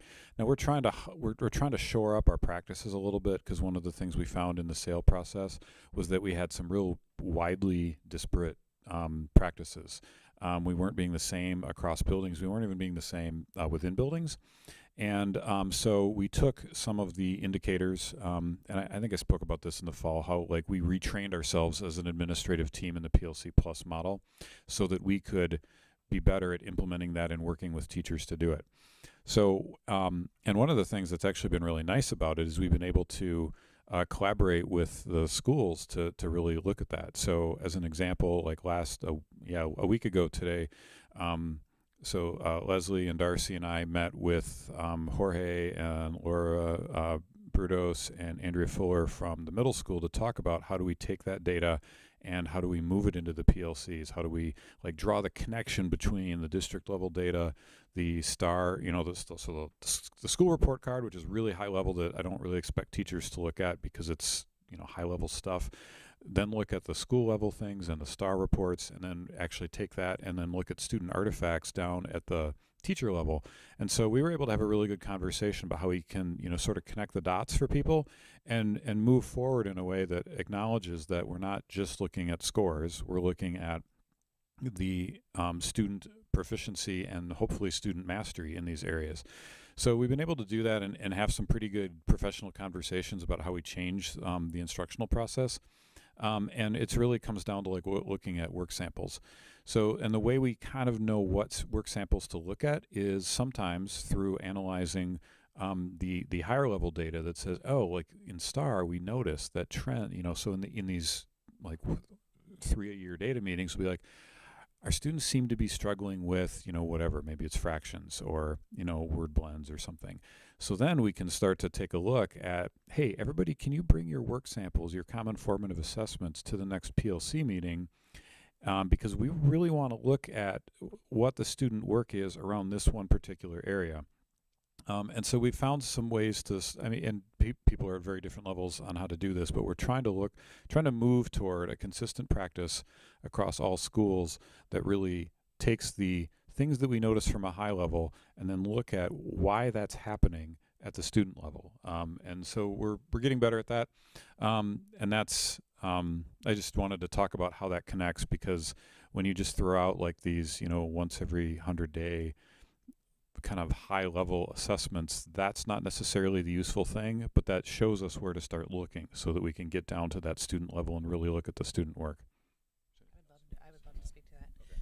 Yeah, and I think what's working differently, especially at the elementary level, is we've shifted from PLC work being learning about our new curriculum into what do we do with our kids and where they're learning. So we really were grounded in what are we doing now and where are we going? How do we figure out the new curriculum? How do we learn together? Which is great, but that isn't a real PLC. So we're shifting to how do we move learning forward and using evidence, like he said, of student learning. The best couple things I've seen happen is dialogue between teachers, and I just called them Teacher A and Teacher B in my notes. You know, looking at those samples of work and having that dialogue of, hey, Teacher A, how did you get your kids to do that? And then Teacher A responding with, hey, Teacher B, I tried this, this, and this. Something that Teacher B can leave and replicate in their classroom at the next day, the next session, the next class. And so really shifting to how might you promote success in learning from each other. And I think one of the most important things we lose when we think about professional development is, like Shannon said, it has to be someone swooping in from, you know, another state or another expert. Really, I think in our leadership team, and I've got a couple people over there, one of the things we've talked about is the best professional development is like visiting your person down the hall. So how can we replicate that into our meetings to ensure that our teachers have success, to ensure that they're learning from one another, and to be reflective of the work that's in front of them? So that's been kind of where we're going into this second semester. Instead of learning about what we're doing, now doing something about what we've learned. That's pretty much it, except I guess I'll leave with the fun part, which is like last week I tried to get around all the Forest Ed teachers, and I actually got stuck in Natasha. I'm going to put you on the spot here a little bit because I meant to stop in for just a few minutes, but I got to see the end of an English language arts lesson and the beginning of a math lesson, and it was awesome. So it was just so cool. So like it's great to see the new like curriculum implementations happen, not just because like, ooh, shiny books, but like what's actually happening in the class. I mean, those are cool too, but what's actually happening in the classroom is really amazing. And I've heard that from a lot of different people, but every time I stop in and see it in action, it's just amazing to watch. So, you know, we've got such dedicated teachers who do such a wonderful job, you know, connecting with students and then working with them and really, you know, eliciting that critical thinking about things. It's awesome to watch. So, anyway, so that's just been great. So I encourage you, if you have a chance to come in and watch, it's awesome. So you probably have questions, and so we'd love to answer them now. All right, I'll open the floor if anyone has any questions. Go ahead, Troy. I'll start. If you could go back to that the growth data slide, John. I'm somebody's got it. Curious. Yeah, there we go. I'm curious. So this data was taken, the test at the beginning of the year, the STAR exam, and then in January or February. Growth is actually measured using SGP, and so there's an interesting thing about that, the way it's calculated. We're not just taking a proficiency score from one and going to the next. SGP is actually a different calculation that requires 3 data points, and so the SGP for students is based on their 2 prior assessments, and so it's not actually, I mean, it is partially but not reflected here. It's not necessarily point A to point B. So the SGP is calculated in a way that anticipates what students who started at the same place should be at in the future. And so that's why we have the 35 and the 50. So 50 would be average, but it's also different from percentile, because percentile is measured against actual student achievement, whereas SGP, like every student could get a 99 SGP, because all students who were projected, all students could exceed their projected growth. So it's more of a statistical model saying where students typically should be in the future, depending on where they started. I don't know that I explained that great, but it's a little more complicated than you started here at point A, you started here at point B, subtract the number, and that's your number. Mm-hmm. So ostensibly it is a measure of growth, but it's more than just from the fall. It's combining last spring's, this fall's, and then up to this winter, and it measures where you are based on that SGP. Mm-hmm. So scale. I guess the basis of my question is if this recent data is halfway through a year, do we anticipate that same percentage is going to hold at the end of the year because the curve is now shifted and our target is now shifted, or do we expect that would increase or decrease? This we actually kind of expect to stay stable because of the way that SGP is calculated, which I said is a little weird. It doesn't depend on what everybody else does, but it generally indicates like that's the growth level that we would expect. There's a couple things that can influence that. Now, one, I've noticed looking at a lot of these that the SGP increases more, like the SGP scores tend to be higher in the winter window than they end up being in the spring. I don't know exactly why that is, but I wouldn't say this is going to be like a linear projection. So it might be that the overall SGP might be a little low. This is averages of averages. So it might be that it's a little bit lower. However, that in itself doesn't mean that our proficiency rates couldn't still be higher. I expect the proficiency rates to continually go up, even though the SGP might stay or remain static. The 35 versus 50 is also interesting because that means we're not holding everybody to the same exact standard because we have different levels. So if there is a school that had a lot more students that started not proficient, and so therefore we're holding them to a higher expectation of SGP, their percent of students who meet SGP could potentially be lower since we're expecting them we're wanting them to make more growth. But that actually could even mean that, like, if you had students, a bunch of them who hit a 45 SGP, likely they're going to be proficient. And so the school's proficiency percentage is going to go up, even though they would look like they have a lower SGP, simply because there's a bunch of them who are expected more growth because that's the goal we set. Mm-hmm. So it's important to look at both growth and proficiency. Yeah, I mean, growth is, SGP is complicated. It's a little hard to understand, but it's a good way to try to look at things that can make sense when you try to boil it down to one number, and also to accommodate a little bit for the students where they started, because it's not just saying everybody needs to get here. I mean, we do want everybody to get there, but in order to do that, we have to get them up. And so SGP is a way of looking at growth still on an individual basis. So it's not a perfect tool, but it's a pretty useful one when we're looking at growth. Mm-hmm. Because growth is ironically hard to measure. Mm-hmm. Okay, thanks, John. And so I have a question for Carrie.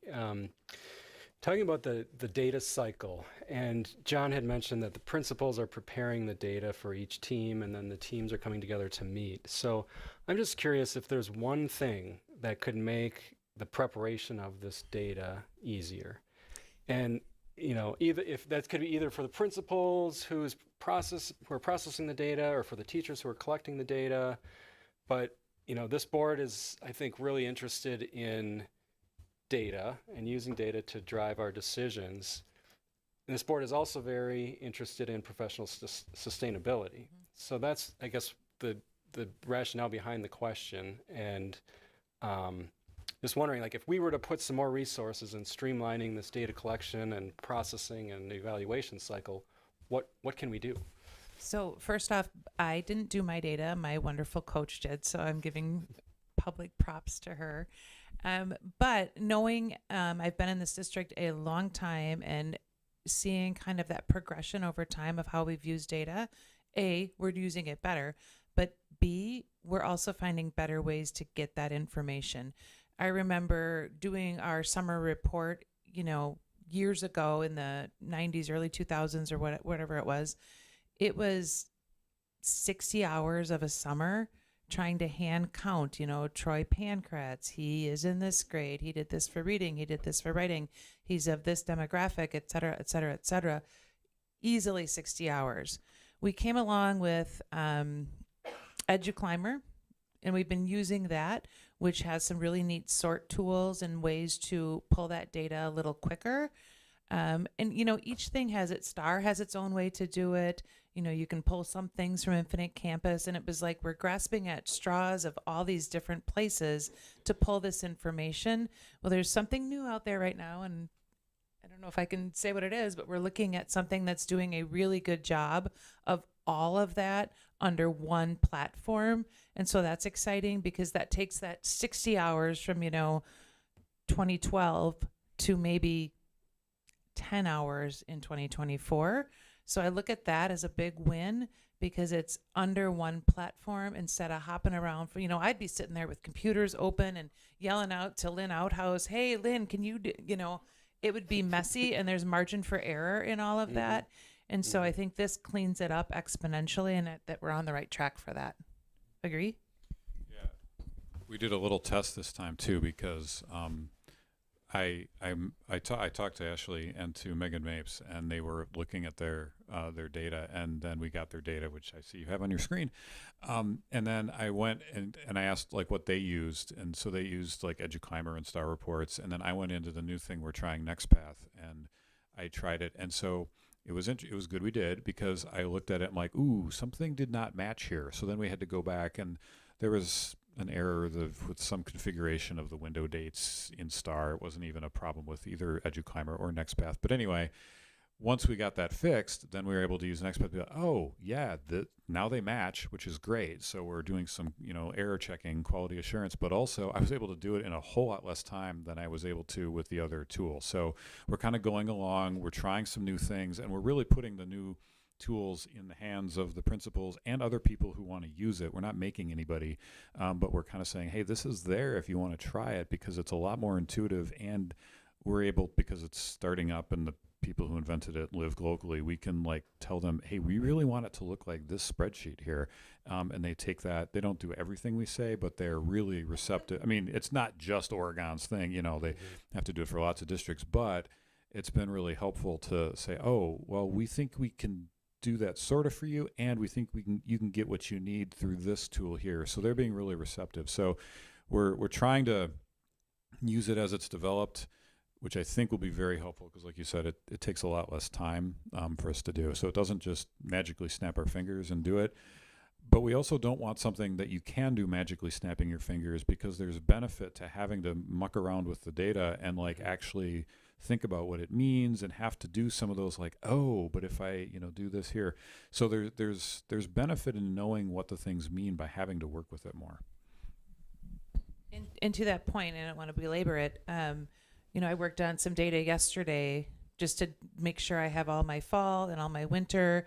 And it really forces you to know each kid even better. It forces you to look at, oh gosh, look at that trend. And oh my, I remember last year, that wasn't the case. And knowing, do they have a speech and language IEP? Do they have a diagnosis of autism?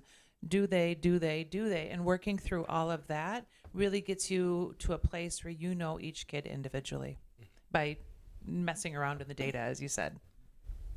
Great. Thank you very much. All right, anyone else have questions? Go ahead, Anna.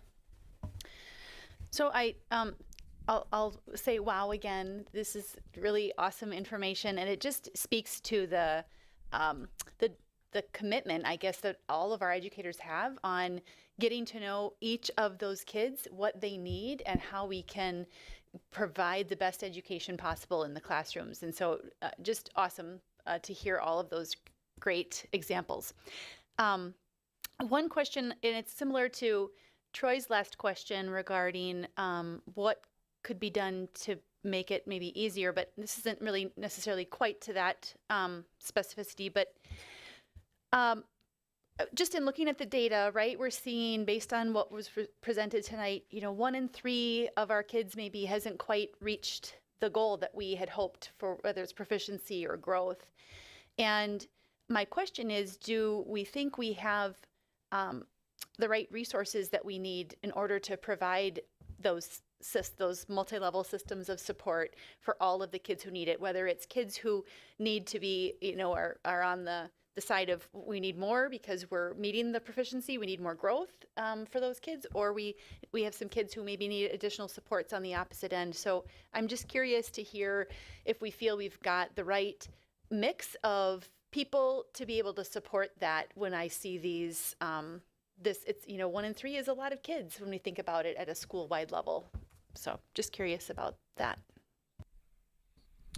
That's something we're really looking into, and it's a little bit difficult because it's kind of a moving target because kids' needs change. And so, if we were to say like 10 years ago, we didn't have all the social emotional supports, all the SEL, all the student services, that Dr. Anderson talked about because that wasn't as much of a need back then, or maybe it was and we just didn't know it, but it wasn't coming to fruition as sort of that student achievement portion. I think there's enough data to say that like mental health and social emotional issues have really gone up a lot in the past decade. So partially it's a moving target, and I really appreciate this board's support of doing all those things to make sure that students have the support they need emotionally and mental health wise in order to be able to learn.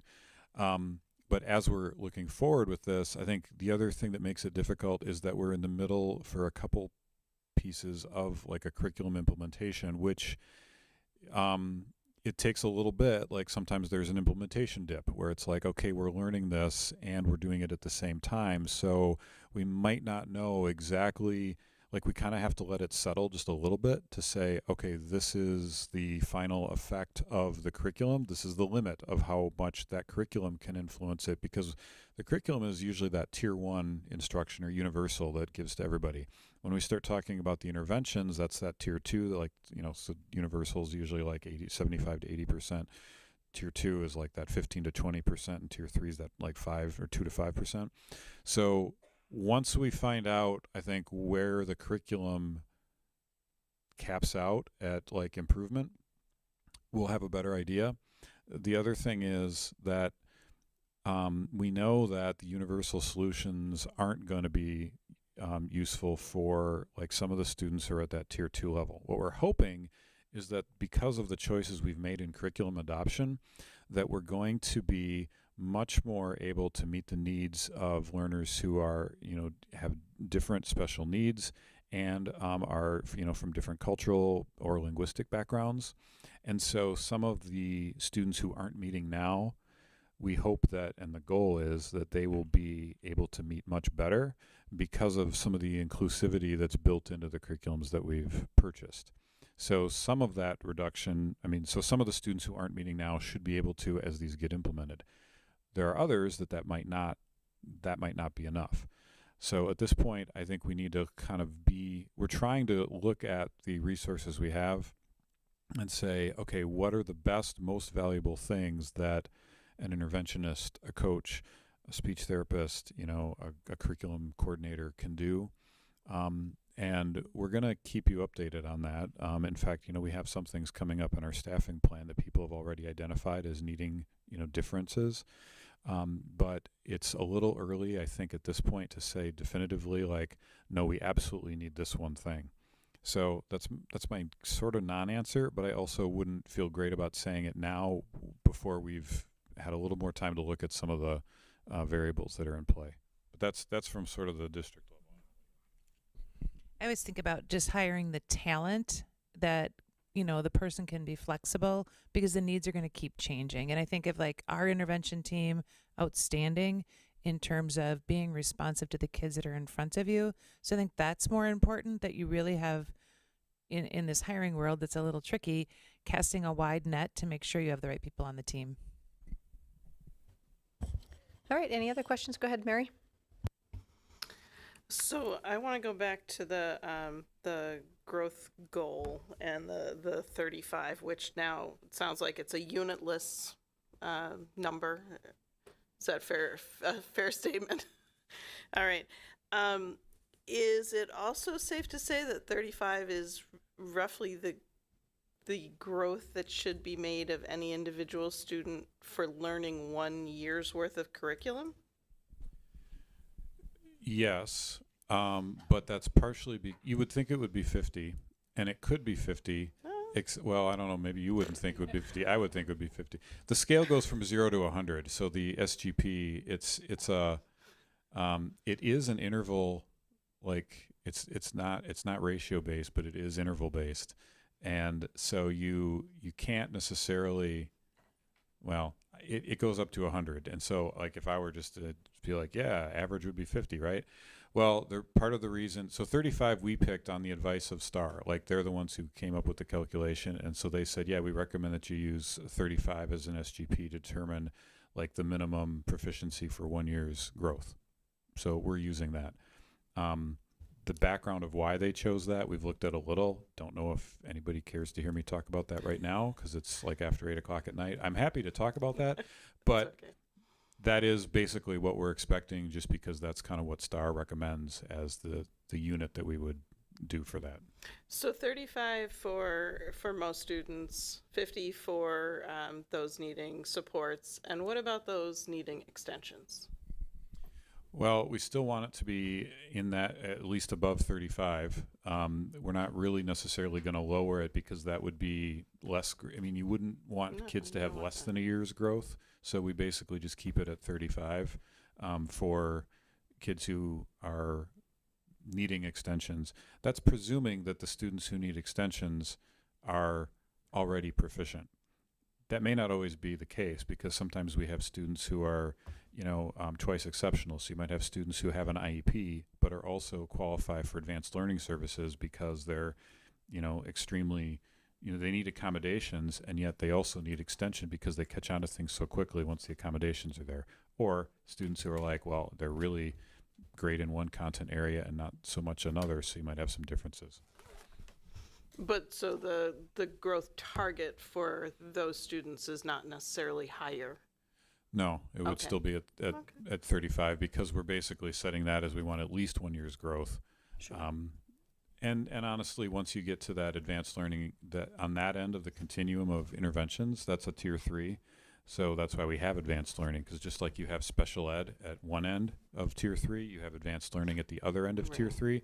And those are the things that really, it's very difficult for a teacher to differentiate in the classroom. If you're a teacher and you're like, okay, well, you have these students, but I mean, research says that there used to be about 5 grade levels per classroom in any content area, and now after the pandemic, it's more like 7 or 8. To tell a teacher, here's a lesson, now you have to differentiate this for 8 grade levels. That's a lot. So that's why we have special education and we have advanced learning, because there's things that can't be done efficiently, or you'll totally burn out your teachers in the classroom. So we have the specialists who are specially trained in either special ed or advanced learning to do that. So that growth level is much more individualized on both special ed, which is why we have it based on your IEP goals, not your SGP. Same thing would be for advanced learning. We just haven't really articulated that as an IEP. So it would be still determined probably individually by the advanced learning teacher. So that kind of leads into my next question, which is for Carrie. So you mentioned that right now you don't have the staff bandwidth to push in, and that it's a pullout. So what sort of staffing plan would you need in order to be able to push in instead? That's really tricky. I think you kind of max out when you hit 3 or 4 grade levels. So it'd almost be like a double down on that, because we have 7 grade levels. But you understand the issue of we have to teach certain subjects at the same time to bump, little Susie from 2nd grade into a 3rd grade math classroom. So then we have to run also a math at 1st grade for the 1st grader. So we're kind of like juggling up on the highway. We get jammed up in that whole structure of where we service kids. So it's going to take some creative thinking as to how we could do more push-in support. And I know we've done a little more at the older grades with some push-in support because of how their schedule works.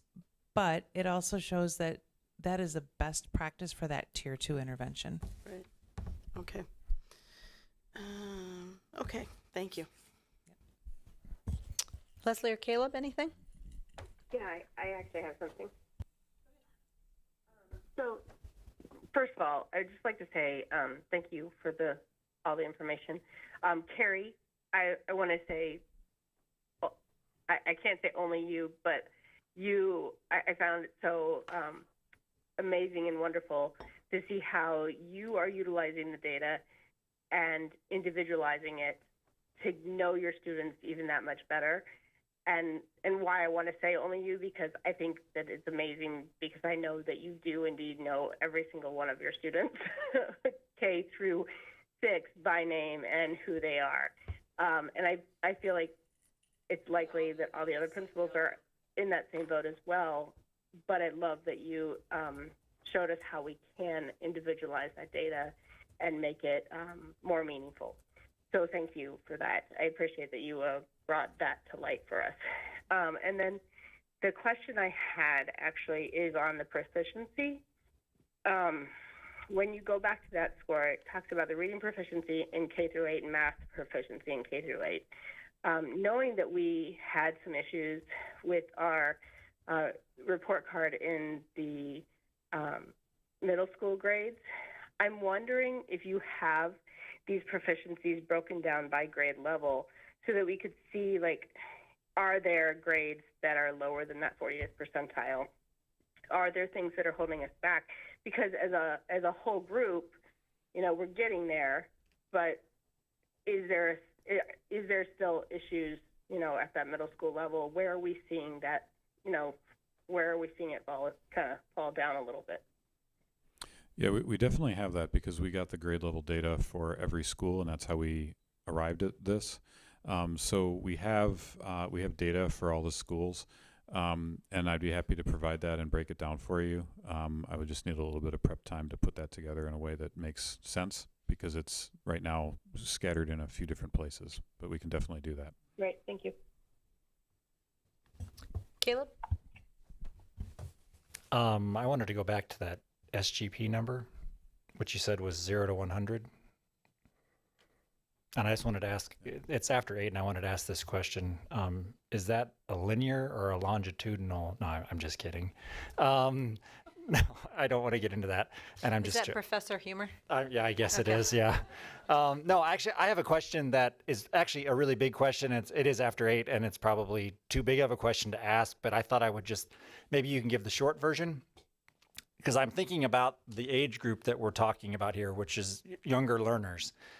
And you mentioned the pandemic, and so I'm thinking this age range was even younger during the pandemic years when education was a even bigger challenge than it is today. And can you speak to, or do you have has the data shown that there was a drop in proficiency coming out of the pandemic that you see in this age range more than other age ranges?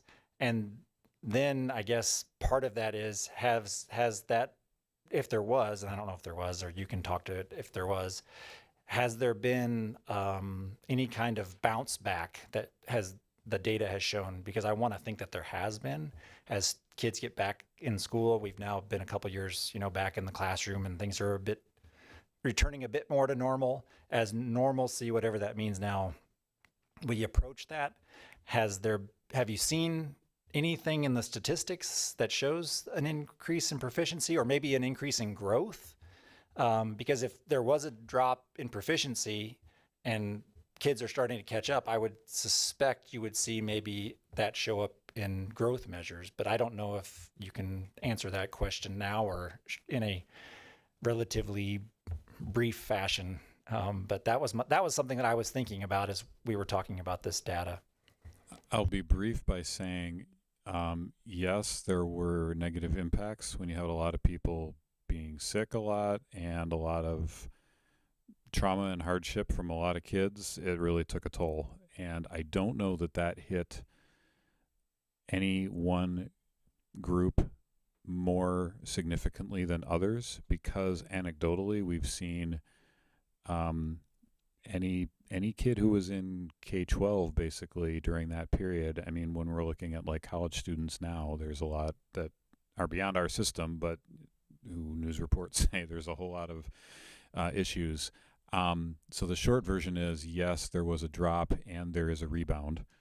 The drops did not, it's mostly, there's data that show that it was mostly, and I'm not talking about Oregon right now, I'm talking about nationally.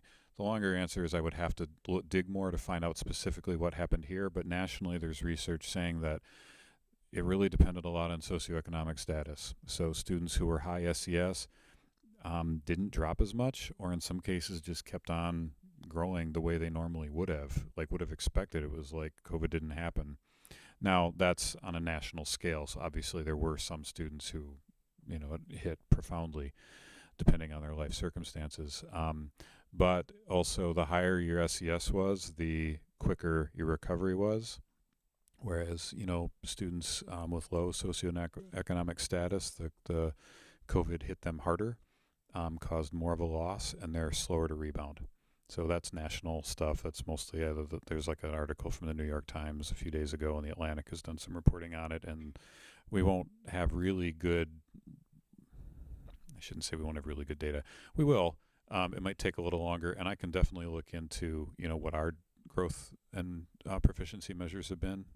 If you're interested to see how it specifically affected us, but that would take a while, so I won't pontificate tonight. But nationally, yep. I think Mary had one more question, and then we'll move on. Apologies for getting stuck on this 35. I guess the question in my head is I want to make sure that our growth goals for each of our students is that they get through and are, whether they're proficient or non-proficient, but that they are achieving 1 year's worth of growth. And does 35 indicate that 1 year's growth? Yeah. Okay, that's what I needed. Thank you very much. Just wanted to make sure we were doing our students. All right, thank you both. We appreciate it. Okay, moving on to the superintendent's report, Dr. Bergstrom. Thank you. Thank you very much, Ms. Majeski and Mr. Tanner. That was great. So for the superintendent's report tonight, I'm going to need Mr. Tanner's walking the clicker back for me, and I appreciate it. And while he's doing that, I want to say how incredibly timely is it, thank you, that we had our mental health update 1 week past our school counselor week, because we have some really fabulous school counselors, and last week was National School Counseling Week. So we really want to thank them, and for everything they do to support our students. We're really fortunate to have them all here, and we appreciate them very much. Speaking of appreciation, this week is Wisconsin's Bus Driver Appreciation Week, and we need to all remember that the bus drivers are really the first school-connected person that our students see in a day if they are a bus rider, right? So how they feel getting on the bus, the greeting they get, the connection they have to that person, it really matters. So thank you very much to our amazing drivers who safely transport our kids and make them feel like it's a good place to be. And School Resource Officer Day is this February 15th on Thursday. So this is National School Resource Officer Day, and so we want to take a moment to celebrate Officer Shuey. We're really fortunate to have this great partnership with the Oregon Police Department and the Village of Oregon, and we really appreciate all of the work that Officer Shuey does to keep our students safe and connected. And then here are our second grade students at Brooklyn Elementary who recently went to the DIG site to put their learning into practice. This is part of our narrative unit on fossils and learning about how to be a paleontologist. So keep up that great learning, Brooklynites. And same for our Prairie View kiddos. First grade at Prairie View, they recently finished their unit on the sun, the moon, and the stars. And this culminated in students writing poems titled What the Sun Sees. And then they also used watercolors to create a sun scene. So you can see that this particular unit in their English language arts curriculum is integrating multiple other disciplines. And this is another little Brooklyn group, another class of second graders completing their Fossils Tell of Earth's Changes modules. This time it's Miss Valentine's class. And throughout the module, they learned about what paleontologists do, think about, and what we can learn from studying fossils. And then students wrote compelling narratives about discovering their own fossils. To end the module, the students shared their narratives with Miss Updike's kindergarten class. And this was the second time that Miss Valentine and Miss Updike have been able to celebrate learning together in this manner. And then congratulations to our Netherwood artists. These creative artists at Netherwood Knoll will be part of the Wisconsin Art Education Association Youth Art Month Southwest Regional exhibit. The show will be on display from February 18th through 25th at the Commonwealth Gallery in Madison, with a closing reception on February 25th. 3 works out of the 5 pieces of art submitted from each teacher will be selected to move on to the State Youth Art Month show and be a part of Wisconsin's Youth Art Month celebration. Art that makes it to the state level will be eligible for prizes and awards. Oh my goodness. So students that make it to the State Youth Art Month show will be at Easttown Mall. The state's exhibit will run from March 3rd to March 22nd, and the celebration date is March 22nd from noon to 1. So there'll be prizes and all kinds of fun things on hand, but I think the real reward was having an opportunity to make that beautiful art. Prairie View had a day of play, a school-wide day of play, and it was a tremendous success. Our students had the opportunity to engage in various fun, active games throughout the day. It was a great way for students to take a break from the regular routine, you know how it can be the February doldrums, right? And celebrate play's importance in their development. So far this year, our school community has focused on practice, attitude, nice, and teamwork. And so the day of play allows the students to practice these themes in an unstructured environment. So the day of play celebrates creativity, social skills, critical thinking, emotional health, physical fitness, and relationship building. Forest Edge, they had their 1st and 2nd grade students enjoying an amazing concert performance. Congratulations to the students. We love hearing your music. It looks like they were getting down with some sunglass swing up there too, so that's pretty cute. And then our Forest Edge artists beautified the school with Kandinsky style pieces. This is 1st grade, if you can believe it, at Forest Edge Elementary, completing their color study project inspired by abstract painter Kandinsky. The artists demonstrated their knowledge of warm and cool colors while creating a series of mixed media concentric circles. And then, despite a delayed start due to a tornado warning last week, the 5th grade orchestra concert at Rome Corners was a success. We love hearing you play, and that's got to be one of the cutest pictures I can imagine. It's really sweet. 5th and 6th grade students from RCI's STEAM class have recently concluded their 3D printed lantern project. So utilizing Tinkercad, they meticulously crafted their 3D models, ensuring adherence to the project's criteria and constraints. Throughout this journey, they explored the lunar calendar and discovered that the Lantern Festival is observed on the 15th day of the 1st lunar month, coinciding with the full moon in various Asian countries. They celebrated February 10th, Lunar New Year, and that was a significant cultural event for many people, and our students got to have a better understanding and a new way to celebrate it. The Oregon bands are on the move. It's been a busy time for our school band classes the past few weeks because the Oregon Middle School 8th graders go to Rome Corners and Forest Edge to perform and play together with the students. And in addition, the high school band visited the middle school to play with the 7th grade band. So we're making some connections across the schools, and it was a great day of learning and mentorship.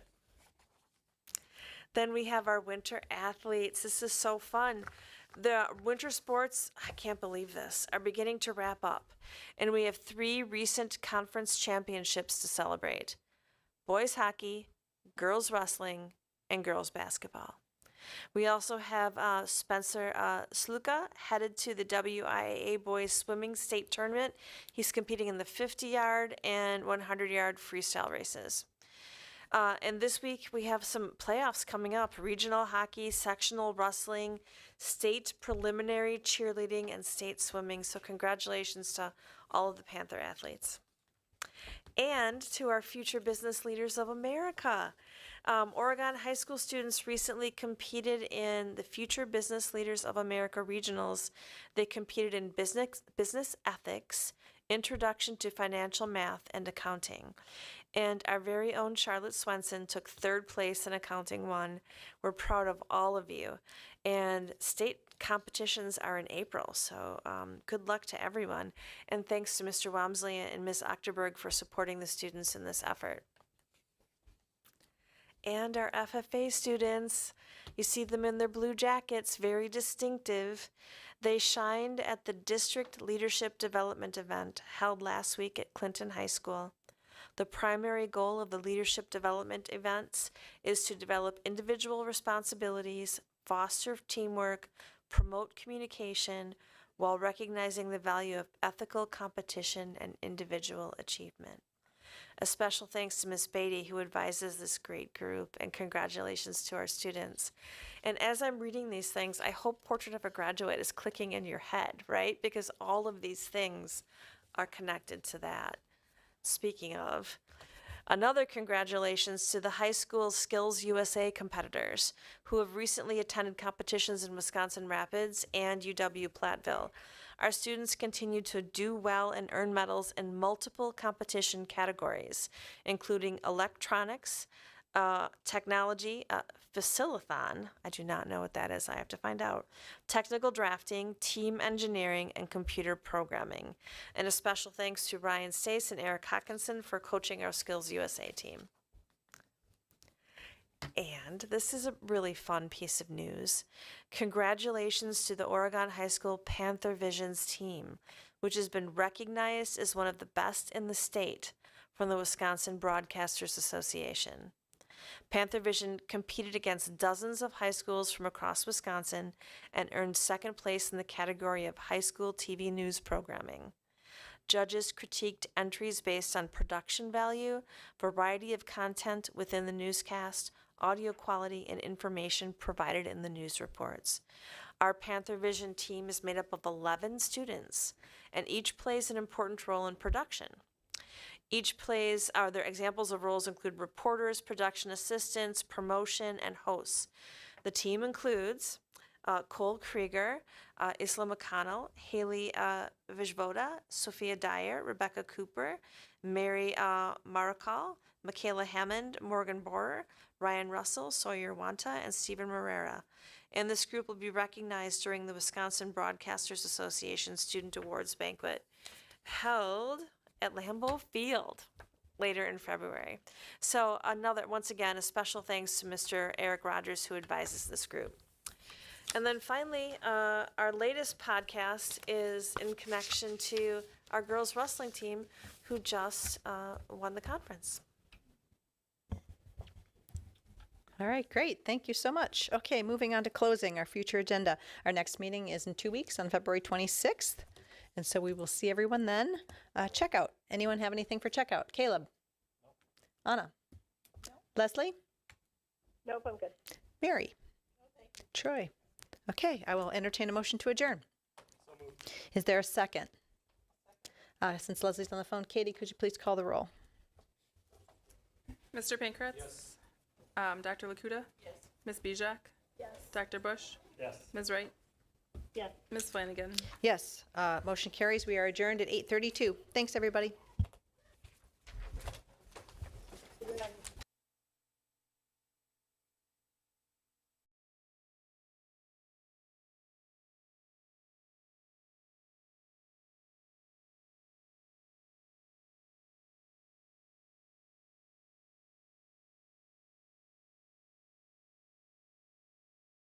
The score last time, but if you see on the film how much they've struggled to beat